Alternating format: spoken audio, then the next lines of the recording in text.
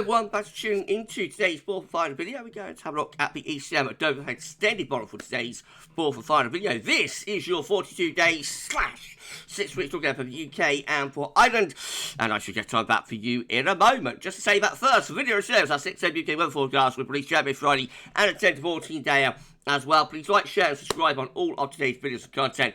You should do that. Been an epic day of content. Thank you so much, everyone. Thanks so to ECMWF.int for supplying the charts of the date as well, by the way. Thanks so to EC. This update is going to get us to the 9th of December. Can you believe that, everyone? But let's not get ahead of ourselves. That's week 6, so having a look at week 1 first of all, which is the 28th of October to 4th of November. Next week sees high pressure, means pressure anomaly with high pressure sitting over and to the west of the UK and Ireland, low pressure coming into northern Europe, and the jet stream of wind flow doing something a little bit like that. 500 millibar height anomaly shows above average heights, higher pressure in the North Atlantic into the UK and Ireland, trough of low pressure up here. That'll probably bring some quite cold air into northern parts of Europe there, by the way. We're kind of on the periphery of that, but not far away from it.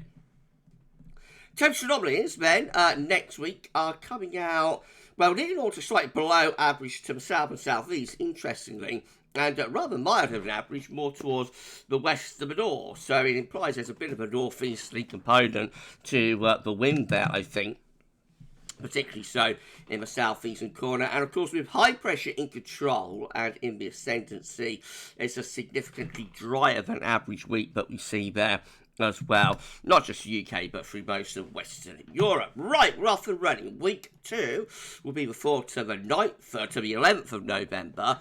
And again, high pressure is in control and dominating the weather over and to the west-northwest of the UK and Ireland this time.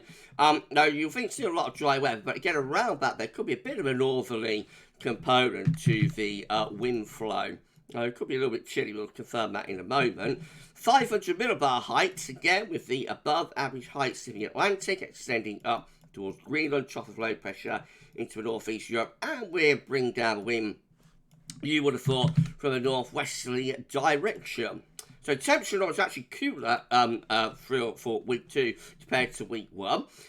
Still slightly above average from the far west of Ireland, but basically Ireland and the UK either average or cooler than average, cold average to England and Wales, and there could be some overnight frost and fog, a little bit gruesome twosome maybe. With the high pressure still in control, it's a dry than average week as well, so cool, maybe quite cold and dry there for week 2. Week 3 will be the 11th to the 18th of November. Now, quite a significant change here. We've got a big trough of low pressure as far northeast as Europe, some higher pressure in the North Atlantic. You would have thought that could still bring the wind in, perhaps from like a northwesterly to rather northerly direction. It's a possibility. 500 millibar heights, suggesting a mid-Atlantic ridge going up towards Greenland and a trough of low in Scandinavia. So put the two together, and there's no reason that the wind won't be coming in or wouldn't be coming in from a northerly direction. So let's have a look at the temperature anomaly. Well, actually, it's not as cold as it is in week 2, but to me, that looks like it should still be pretty chilly across much of northern and also western Europe, to say the least. It's slightly below average in the Norwegian Sea, but I don't know. I reckon that could be a little bit cold if the mean sea level pressure anomaly that we see there comes off. And as far as precipitation is concerned, most parts of northern Europe, anyway, are going above average for precipitation under that trough of low pressure, and that could bring a mix of rain and or snow maybe to some parts of northern Europe. Again, we're on the periphery of that, so sort of average or no signal for precipitation for us. But it's quite an interesting pattern that we've got going on there. Right, week 4 will be the 18th, 25th November. Let's have a look. Now, this week sees more changes with higher pressure out in the Atlantic. That's a little bit more of an Atlantic type flow coming in from like a west or northwesterly direction. So it could be a little bit milder actually, I think, into week 4. 500 millibar heights again, with a ridge through here, troughs moving away to the far northeast Europe, and I reckon that could be reverting back slightly more of an Atlantic flow. Should still be relatively dryish, though, with the Atlantic blocked off. Temperature anomalies remain about average, not much of a signal, slightly mild average for Ireland, perhaps. I think that could be a milder week, though, and precipitation-wise, not much of a signal either with 4 weeks out, so we are losing a signal there, but probably still relatively on the dry side with the Atlantic blocked off. Week 5 is going to be the 25th of November, 2nd and 7th. We sit.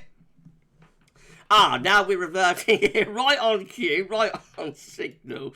We're reverting back to westerly. So high pressure sinking down to the Mediterranean. There's probably going to be some low pressure through here, and I would imagine we bring the wind in from a westerly direction. So that could well be back to milder, wetter, and windier weather. 500 millibar heights with the above average heights through here. I think there's going to be some low pressure somewhere, so probably low pressure up here, and so we go back to westerly flow for the very end of November. Temperature should be milder, not overly so, but I think temperature anomalies will be picking up there for the end of November, and precipitation anomalies, no signal, but if westerlies return, it might start getting a little bit wetter than normal. And then finally, week 6 will be the 2nd to the 9th of November. Let's have a look.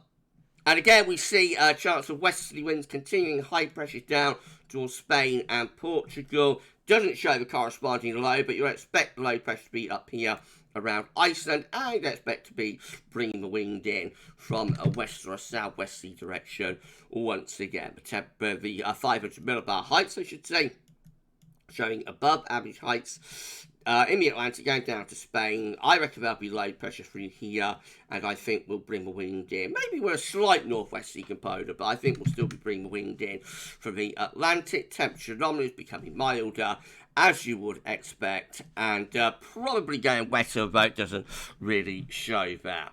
Now, we've got quite an interesting November on the way, potentially a little bit on the chilly and rather mixed side for November. Signs but westerlies return right on cue for the start of December and the start of meteorological winter 24-25. Very perspective all through before, and check out JMA Friday to see whether the JMA and the Japanese models, the JMA and the CFS models are agreeing on this.